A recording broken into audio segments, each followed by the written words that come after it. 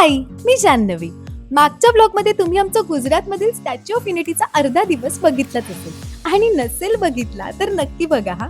तर यानंतर आमचा नेक्स्ट पॉइंट होता तो म्हणजे धबधबा. या धबधब्यावर जायला थोडंसं स्ट्रगल लागलं बरं का. एकच नदी आम्ही टोटल 3 वेळा पार केली.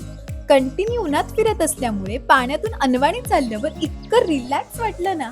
फायनली जवळजवळ 15 मिनिटं चालल्यावर धबधबा आला. हे लोकेशन खरोखरच खूप सुंदर होतं. मला तर अगदी आपल्या कोकणाचीच आठवण आली. थोडा वेळ या धबधब्याजवळ घालवून आम्ही पुन्हा स्टार्टिंग पॉइंटला आलो. जेवायचं टायमिंग झालेलंच होतं. मग मस्त पैकी लंच केलं. लंच केल्यावर पुढचं लोकेशन होतं सरदार पटेल झूलॉजिकल पार्क. हे पार्क खूप छान मेंटेन केलेलं होतं हा.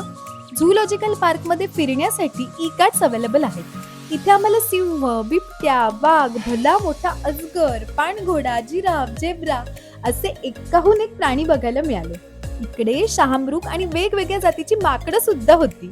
आतापर्यंत ना मला पिसारा फुलवलेला मोर बघायची खूप इच्छा होती आणि तुम्हाला माहितीये का, इथे एका मोराकडे मी सहज बघत होते, अशातच त्याने पिसारा फुलवला आणि हा नजारा खरोखरच बघण्यासारखा होता. आमच्या गुजरात ट्रिप मधली ही one of the best moment होती. मला तर इतकं भारी वाटलं ना. अशा प्रकारे सगळं झू फिरल्यावर इथलं मेन अट्रॅक्शन ते म्हणजे स्टॅच्यू ऑफ युनिटी बघायला आलो. तिथे जाता जाता हे कैरी चाट घेतलं. आम्ही पुतळ्याजवळ धावतच जात होतो, कारण बरोबर 6 वाजता या पुतळ्याच्या आतील म्युझियम बंद होतं आणि ऑलरेडी 5:45 झालेलेच होते. पुतळ्याच्या आत गेलो आणि बघितलं तर पुतळा बाहेरून जितका भव्य वाटतो ना, तसा आतून सुद्धा तितकाच विशाल आहे.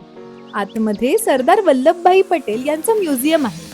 यानंतर 45व्या मजल्यावर पुतळ्याच्या छातीच्या भागात व्ह्यूइंग गॅलरी आहे. तिथे लिफ्टने गेलो. एवढ्या उंचावरून आजूबाजूचा व्ह्यू इतका भारी वाटत होता ना. बरं, या पुतळ्याची उंची 182 मीटर म्हणजेच 597 फूट उंच असून जगातील सगळ्यात उंच पुतळा आहे आणि ही गोष्ट आपल्या भारतीयांसाठी खरोखरच खूप अभिमानास्पद आहे. यानंतर बाहेर आल्यावर मस्त सनसेट झाला. आता काही वेळातच इथला लेझर शो सुरू होणार होता. जसा काळोख पडला तसा लेझर शो सुरू झाला. पुतळ्यावर सरदार वल्लभभाई पटेल यांचा अख्खा जीवनपट मांडला. हे सगळं बघताना इतकं भारी वाटत होतं ना.